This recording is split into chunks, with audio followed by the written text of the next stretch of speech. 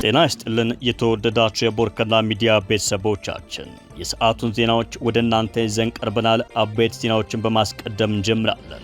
የኢትዮ ቴሌኮም ሰራተኞችን ያገቱት ታጣቂዎች በሚሊዮኖች የሚቆጠር ገንዘብ መጠየቃቸው ተሰማ። በኦሮሚያ ክልል ምዕራብ ወለጋ ዞን 11 የኢትዮ ቴሌኮምና የቻይናው ZTE ኩባንያ ሰራተኞች መታገታቸው ተሰምቷል። ተጨማሪ መረጃ አለን። በትግራይ ክልል የነዳጅ አቅርቦት መቅረብ ከነበረበት ወደ 7 በመቶ ዝቅ ማለቱ ተገለጸ። በክልሉ የነዳጅ አቅርቦት መሻሻል ባለማሳየቱ ጊዜያዊ አስተዳደሩ ለፌዴራል መንግስት ጣልቃ እንዲገባ ጥሪ አቅርቧል ተብሏል። በዜናችን አካትነዋል። በኢትዮጵያ 8 በመቶ የሚሆኑት የጤና ባለሙያዎች የሙያ ፍቃድ የላቸውም ተባለ። በተለያዩ የጤና ተቋማት ውስጥ የሕክምና አገልግሎት በመስጠት ላይ ካሉ ባለሙያዎች መካከል 8 በመቶ የሚሆኑት ህጋዊ የሙያ ፍቃድ ሳይኖራቸው በስራ ላይ እንደሚገኙ የጤና ሚኒስቴር አዲስ ባካሄደው ጥናት ይፋ አድርጌያለሁ ብሏል። ተጨማሪ መረጃዎችን አካተናል። በኢትዮጵያ ሲተገበር የነበረው የጋራ መኖሪያ ቤቶች ፕሮግራም ወይም ኮንዶሚኒየም መርሃ ግብር ስህተት እንደነበር የከተማና መሰረተ ልማት ሚኒስትሯ ጫልቱ ሳኒ ተናገሩ። ጫልቱ መንግስት ሁሉም ዜጋ ቤት ቢኖረው ደስተኛ ነበር፣ ነገር ግን ይህ የሚሳካ አይደለም ሲሉ ተደምጠዋል። ጫልቱ የሰጡትን ሙሉ መግለጫ ወደ እናንተ እናደርሳለን። በዝርዝር እንመለከታቸዋለን። በቅድሚያ የኢትዮ ቴሌኮም ሰራተኞችን ያገቱት ታጣቂዎች በሚሊዮኖች የሚቆጠር ገንዘብ መጠየቃቸው ተሰማ። በምዕራብ ወለጋ ዞን የኦሮሞ ነጻነት ሰራዊት ታጣቂዎች ያገቷቸውን 11 የኢትዮ ቴሌኮም እና የZTE ሰራተኞችን ለመልቀቅ በገንዘብ ድርድር ማቅረባቸውን ስማቸው እንዳይገለጽ የጠየቁ የኢትዮ ቴሌኮም አመራር ተናግረዋል። ባሳለፍነው ሳምንት አርብና ቅዳሜ የታገቱትን ሰራተኞች ለመልቀቅ ቁጥሩ በትክክል ባይገለጽም ታጣቂዎቹ በሚሊዮኖች የሚቆጠር ገንዘብ ጠይቀዋል ተብሏል። አጋቾቹ ከያዟቸው ሰራተኞች መካከል የተወሰኑትን ለመልቀቅ በሚሊዮኖች የሚቆጠር ብር እንዲከፈላቸው ኢትዮ ቴሌኮምና ZTEን መጠየቃቸውን እኒሁ አመራር ገልጸዋል። ባለሙያዎቹ ለእገታ የተጋለጡት ኢትዮ ቴሌኮም በአካባቢው ያለውን 5% እስከ 12% የሚደርስ የፎርጂ ቴሌኮም ሽፋን ወደ 82 በመቶ ለማሳደግ እየሰራ ባለበት ሰዓት እንደሆነ የተቋሙ ባልደረባ የሆኑት የመረጃ ምንጩ አብራርተዋል። 11 የኢትዮ ቴሌኮም ሰራተኞች በምዕራብ ወለጋ መታገታቸው የተሰማው በትናንትናው ዕለት ነው። በኦሮሚያ ክልል ምዕራብ ወለጋ ዞን በቂልጡ ካራና ቦጂ ድርመጂ ወረዳዎች በስራ ላይ የነበሩ 11 የኢትዮ ቴሌኮምና የZTE ሰራተኞች ታግተዋል ተብሏል። አጋቾቹ መንግስት ኦነግ ሸኔ ብሎ በአሸባሪነት የፈረጀው ወይም ራሳቸውን የኦሮሞ ነጻነት ሰራዊት እያሉ የሚጠሩት ታጣቂዎች መሆናቸውን ቢቢሲ ዘግቧል። የመጀመሪያው እገታ የተፈጸመው አርብ ዕለት ማለትም ጥር 1 ቀን 2018 ዓ.ም ቂልጡ ካራ በተባለ ወረዳ ውስጥ ሲሆን ባለሙያዎቹ የሞባይል ኔትወርክ ማስፋፊያ ስራ እያከናወኑ በነበረበት ወቅት እንደሆነ ተገልጿል። ታጋቾቹ የመንግስታዊ የኢትዮ ቴሌኮምና የቻይናው ኩባንያ ZTE ባልደረቦች መሆናቸውን የኢትዮ ቴሌኮም አመራሩ አረጋግጠዋል። ባለሙያዎቹ በአካባቢው በሚንቀሳቀሱት ታጣቂዎች ተይዘው መወሰዳቸውን ለደህንነታቸው ሲሉ ስማቸው እንዳይጠቀስ የጠየቁ አንድ የኢትዮ ቴሌኮም ከፍተኛ ባለስልጣን አረጋግጠዋል። አርብ ረፋድ 4 ሰዓት ላይ በስራ ላይ ያሉ መታገታቸውን የተናገሩት የተቋሙ አመራር ሰራተኞቹ እቃቸውንና መኪናቸውን ትተው መወሰዳቸውን ገልጸው ነገር ግን የት እንደተወሰዱና አሁን ላይ በምን ሁኔታ ላይ እንዳሉ የደረሰን መረጃ የለም ብለዋል። በተጨማሪም የመጀመሪያው እገታ በተፈጸመ ማግስት ቅዳሜ ዕለት ማለትም ጥር 2 ቀን 2018 ዓ.ም ደግሞ ሌሎች 4 ሰራተኞች በዚሁ በምዕራብ ወለጋ ዞን ቦዲ ድርመጂ ወረዳ ውስጥ በታጣቂዎች መወሰዳቸውን ባለስልጣኑ አስታውቀዋል። ከአራቱ ታጋቾች መካከል 3ቱ የኢትዮ ቴሌኮም፣ አንዱ ደግሞ የቻይናው ኩባንያ ሰራተኞች ባልደረባ መሆናቸውን ገልጸዋል። የኢትዮ ቴሌኮም አመራሩ እንደገለጹት ከሆነ ተቋሙ ከስፍራ የደረሰው መረጃ ባለሙያዎቹ የታገቱት በአካባቢው በሚንቀሳቀሱ የኦሮሞ ነጻነት ሰራዊት አባላት ነው ተብሏል። እኒሁ ባለስልጣን ኢትዮ ቴሌኮም ሰራተኞችን ለማስፈታት የሚያደርገውን ጥረት በተመለከተ እስካሁን ያሉት ነገር የለም። በትግራይ ክልል የነዳጅ አቅርቦት መቅረብ ከነበረበት ወደ 7 በመቶ ዝቅ ማለቱ ተገለጸ። በክልሉ የነዳጅ አቅርቦት መሻሻል ባለማሳየቱ ጊዜያዊ አስተዳደሩ ለፌዴራል መንግስት ጣልቃ እንዲገባ ጥሪ አቅርበዋል። በትግራይ ክልል ላለፉት 12 ወራት ወደ ክልሉ የሚገባው የነዳጅ መጠን በእጅጉ በመቀነሱ ምክንያት በአሁኑ ወቅት ከፍተኛ የሆነ ማህበራዊና ኢኮኖሚያዊ ቀውስ መከሰቱን የክልሉ መንግስት አስታውቋል። እስከ ባለፈው የካቲት 2017 ዓ.ም ድረስ በየወሩ በአማካኝ 12 ሚሊዮን ሊትር ነዳጅ ይቀርብ የነበረ ቢሆንም ከዚያ በኋላ ያለው አቅርቦት ግን በከፍተኛ ሁኔታ እየቀነሰ መምጣቱን ገልጸዋል። በተለይም በያዝነው ዓመት 2018 ዓ.ም ታህሳስ ወር የቀረበው የነዳጅ መጠን 850 ሺህ ሊትር ብቻ መሆኑን ተገልጿል። ይህ አሃዝ ክልሉ ቀደም ሲል ያገኘው ከነበረው መጠን 7 በመቶ ብቻ ሲሆን የአቅርቦት መጠኑ ወደ መቆም ደረጃ መጠጋቱ በመቀለ፣ አክሱም፣ ሽሬ፣ አድግራትና ማይጨው የሚታየውን የናፍጣ አቅርቦት ወደ ዜሮ ወርዶ አጠቃላይ የከተሞችን እንቅስቃሴ ሽባ አድርገውታል ተብሏል። ይህ አሳሳቢ የነዳጅ እጥረት በክልሉ ሰብአዊና ጤና ዘርፍ ላይ እጅግ አደገኛ ሁኔታ መፍጠሩን የክልሉ ጊዜያዊ አስተዳደር አጽንኦት ሰጥቶ ገልጸዋል። በዚሁ ችግር ምክንያት በ146 የማቆያ ጣቢያዎች ለሚገኙ ተፈናቃዮች የሚቀርበው አስቸኳይ የሰብአዊ እርዳታ ስራ በመስተጓጎሉና የሕክምና ተቋማት መደበኛና ድንገተኛ አገልግሎት መስጠት ወደማይችሉበት ደረጃ በመድረሳቸው የዜጎች ሕይወት አደጋ ላይ ወድቋል ተብሏል። በተጨማሪም በክልሉ የሚገኙ 73 የነዳጅ ማደያዎች ስራ በማቆማቸው ለኪሳራ መዳረጋቸውንና ሰራተኞቻቸውን ማሰናበታቸውም ተገልጸዋል። የነዳጅ እጥረት ችግሩ ያስከተለው የሸቀጦች ዋጋ ንረትም በህብረተሰቡ ላይ የኑሮ ውድነትን ማባባሱን አስታውቀዋል። በመሆኑም ሁኔታው ተጨማሪ ሰው ሰራሽ ቀውስ ሳያስከትል የሚመለከታቸው አካላት ለአቅርቦት ችግሩ አፋጣኝና ዘላቂ መፍትሄ እንዲሰጡ የክልሉ ጊዜያዊ አስተዳደር ለፌዴራል መንግስት በድጋሚ ጥሪውን አቅርበዋል። በክልሉ ባለው የነዳጅ እጥረት ምክንያት ስራዎቹን በአግባቡ ለማከናወን እንቅፋት እንደሆነበት የትግራይ ክልል ጤና ቢሮ ገልጸዋል። አሁን ባለው የነዳጅ እጥረት ምክንያት በሁሉም ጤና ተቋማት ላይ ቁጥጥርና ተደራሽ ለማድረግ መቸገሩን የክልሉ ጤና ቢሮ አስታውቋል። በትግራይ ክልል ጤና ቢሮው የምግብ መድኃኒትና ጤና ተቋማት ተቆጣጣሪ ከፍተኛ ባለሙያ የሆኑት አቶ ሞገስ ጉብጣ መረሳ በክልሉ ከፍተኛ የሆነ የነዳጅ እጥረት መኖሩን በመግለጽ የተለያዩ ግብዓቶችን ተደራሽ ለማድረግና ጤና ተቋማት ለመቆጣጠር ከቦታ ቦታ ተንቀሳቅሰው መስራት እንዳልቻሉ ተናግረዋል። ችግሩን ለመፍታት የጤና ሚኒስቴር የተለያዩ ድጋፎችን እያደረገ ቢሆንም ዘላቂ መፍትሄ ግን እየተሰጡ እንዳልሆነ አብራርተዋል። ባለው የነዳጅ እጥረት ምክንያት ወደ ወረዳዎች ወርደው ለመስራት እንደተቸገሩና ዋና ከተማዋ ላይ ሆኖ ለመስራት ፈታኝ እንደሆነባቸው አስረድተዋል። ይሁን እንጂ ክልሉ ከሰሜኑ ጦርነት በኋላ የሰላም ሁኔታው የተሻሻለ ቢሆንም የነዳጅና በጀት እጥረት ግን በአግባቡ ስራቸውን እንዳይሰሩ ተግዳሮት እንደሆነባቸውም ገልጸዋል። በኢትዮጵያ 8 በመቶ የሚሆኑት የጤና ባለሙያዎች የሙያ ፍቃድ የላቸውም ተባለ።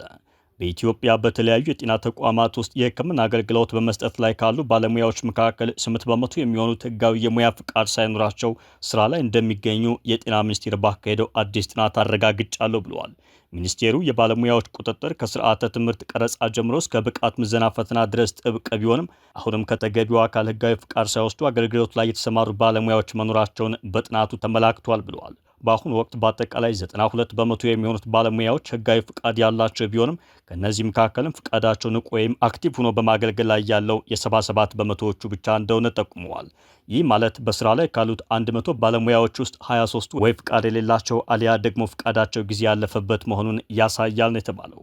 በጤና ሚኒስቴር የጤናና ጤና ነክ ተቋማትና ባለሙያዎች ቁጥጥር መሪ ስራ አስፈጻሚ አቶ እንዳልካቸው ጸዳል ባለሙያዎች ፍቃዳቸውን በየ3 ዓመቱ ሲያድሱ የተከታታይ የሙያ ማጎልበቻ ስልጠናዎችን ወይም ሲፒዲ መውሰድ ግዴታ አለባቸው ብለዋል። ይህ አሰራር አዳዲስ እውቀቶችና ቴክኖሎጂዎች በየጊዜው ስለሚቀያየሩ ባለሙያው ራሱን እንዲያዘምን ለማስቻል ታስቦ የሚከናወን ነው ተብለዋል።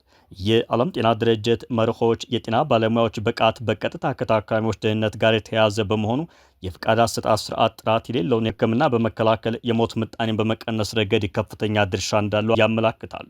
ኢትዮጵያ ይህንን ለማስፈጸም ከ2011 ዓ.ም ጀምሮ የብቃት ማረጋገጫ ፈተናን በዓመት 3 ጊዜ መስጠት መጀመሯ ትልቅ ለውጥ ማምጣቱን አቶ እንዳልካቸው አብራርተዋል። ንጽጽሩ እንደሚያሳየው ከሆነ የብቃት ማረጋገጫ ፈተናው ለመጀመሪያ ጊዜ በተሰጠበት ወቅት ህጋዊ ፍቃድ ኑሯቸው የሚሰማሩት ባለሙያዎች 56 በመቶ ብቻ የነበሩ ሲሆን ይህም ባለፉት ጥቂት ዓመታት ውስጥ የባለሙያዎች የህግ ተገዥነት በ36 በመቶ እድገት ማሳየቱ ተመላክቷል። ይሁን እንጂ አሁንም በስራ ላይ ያሉ 8 በመቶ በቁጥር ሲሰላ በሺዎች የሚቆጠሩ ባለሙያዎች ያለ ፍቃድ መስራታቸው በህዝብ ጤና ላይ ከፍተኛ አደጋ ሊያስከትል እንደሚችል የዘርፉ ባለሙያዎች አስጠንቅቀዋል። ከዚህ ባለፈም ፈተናውን ተፈትነው የሚያልፉ ባለሙያዎች ካላለፉት በተሻለ በስራ ላይ ስህተት የመስራት እድላቸው በከፍተኛ ሁኔታ ዝቅተኛ መሆኑና የማንበብ ልምዳቸው መጨመሩንም በጥናቱ ተረጋግጧል።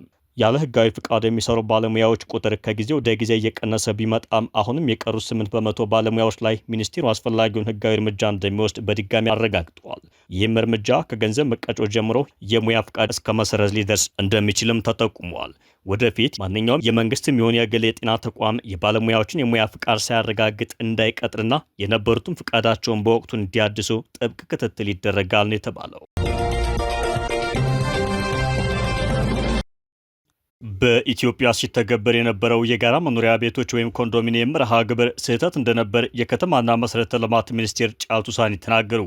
ጫልቱ መንግስት ሁሉም ዜጋ ቤት ቢኖረው ደስተኛ ነበር፣ ነገር ግን ይህ የሚሳካ አይደለም ሲሉ ተደምጠዋል። ሚኒስትሯ ላለፉት 2 አስርት ዓመታት በሀገሪቱ የተለያዩ ከተሞች የተገነቡ የጋራ መኖሪያ ቤቶች ባለቤት እንዲሆኑ ዜጎች የተመዘገቡበት መንገድ ትክክል አልነበረም በማለት ተችተዋል። ወይዘሮ ጫልቱ ይህን ያሉት በጠቅላይ ሚኒስትር አብይ አህመድ የተመረቁትና በቤተሰብ ደረጃ 150 ሰዎችን እንዲይዙ ተደረገው በከተማና መሰረተ ልማት ሚኒስቴር የክረምት በጎ ፈቃድ አገልግሎት መርሃ ግብር ያስገነባቸውን ቤቶች ለምርቃት መብቃታቸውን በተመለከተ በሰጡት ጋዜጣዊ መግለጫ ላይ ነው።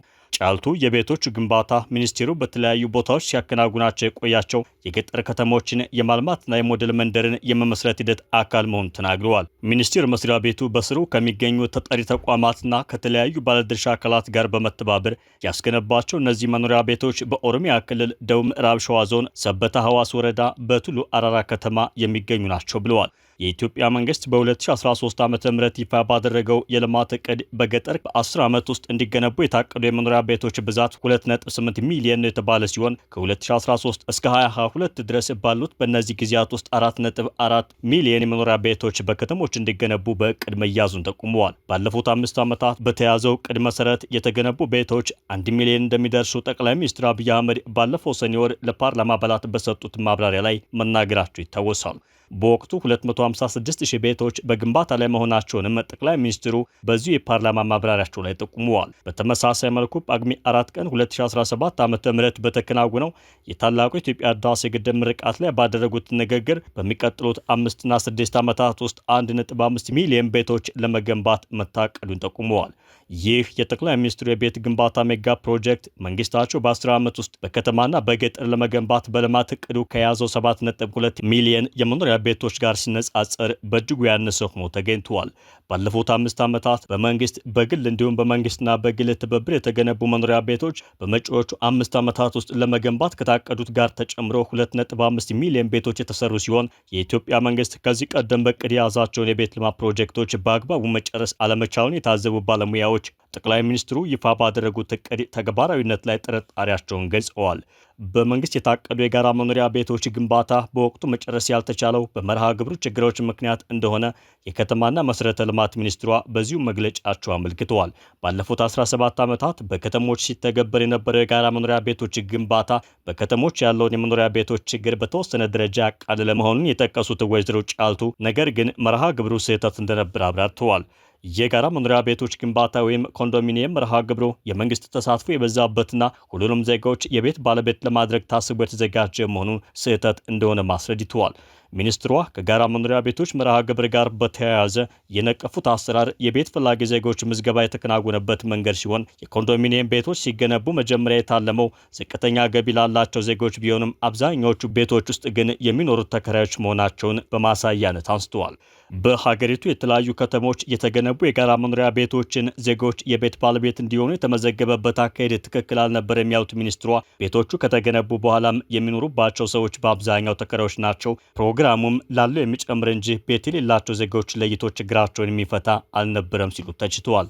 የከተማና መሰረተ ልማት ሚኒስቴር በ2012 ዓ.ም አሻሽሎ ባወጣው የቤት ልማት ስትራቴጂ ከተጠቀሱ 8 የከተማ ቤት አቅርቦት አማራጮች መካከል ቢያንስ 2 ዝቅተኛ ገቢ ያላቸውን ዜጋዎች ታሳቢ ያደረጉ ሲሆኑ መንግስት ተግባራዊ ሲያደርገው በቆየው የጋራ መኖሪያ ቤቶች መርሃ ግብር ጥቅም ላይ ሲውሉ የነበሩት እነዚህ አማራጮች 10/90 እና 20/80 የቁጠባና የመንግስት ድጋፍ አሰራሮች ናቸው። በተመሳሳይ መልኩ በጋራ መኖሪያ ቤቶች ግንባታ ላይ ተግባራዊ ሲደረግ የቆየውና መካከለኛ ገቢ ያላቸውን ዜጋዎች ተጠቃሚ ለማድረግ ያለመው አሰራር 40/60 ቁጠባና የመንግስት ድጋፍ የያዘ ሲሆን በቀደሙት ዓመታት ሲተገበር የነበረው የጋራ መኖሪያ ቤቶች መርሃ ግብር ሁሉንም ዜጋ የመኖሪያ ቤት ባለቤት ለማድረግ ያሰበ እንደነበር ጫልቱ በመግለጫቸው ጠቁመዋል። የከተማና መሰረተ ልማት ሚኒስትሯ መንግስት ሁሉም ዜጋ ቤት ቢኖረው ደስተኛ ነው ካሉ በኋላ ነገር ግን ይህ የሚሳካ አይደለም ሲሉ በመንግስት ወጪ ብቻ የሚገነቡ ቤቶች ዜጎችን የቤት ባለቤት ማድረግ እንደማይቻል አስረድተዋል። በአዲሱ የቤቶች ልማት ፖሊሲ መንግስት በቤቶች ግንባታ ዙሪያ ያለው ተሳትፎ የ20 በመቶ ድርሻ ብቻ እንደሚሆንና ፖሊሲው የሌሎች ሀገራትን ፖሊሲ ልምድ በመውሰድ እንደተዘጋጀ አስታውሰው ቀሪው 80 በመቶ የዜጎች የመኖሪያ ቤት ፍላጎት በባለ ሀብቶች በቤት አልሚ ኩባንያዎችና በተለያዩ አማራጮችን እንዲመለስ እድል የሚሰጥ መሆኑን አብራርተዋል።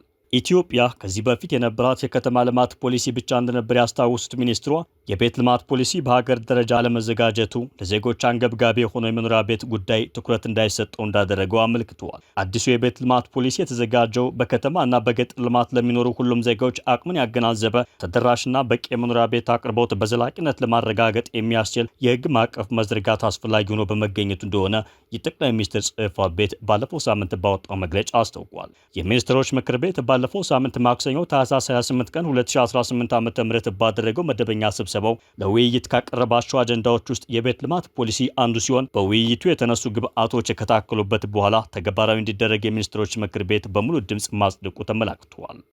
የተወደዳችሁ የቦርከና ሚዲያ ቤተሰቦቻችን የሰዓቱ ዜናችን በዚህ መልኩ ተጠናቀቀ። ጤና ይስጥልን።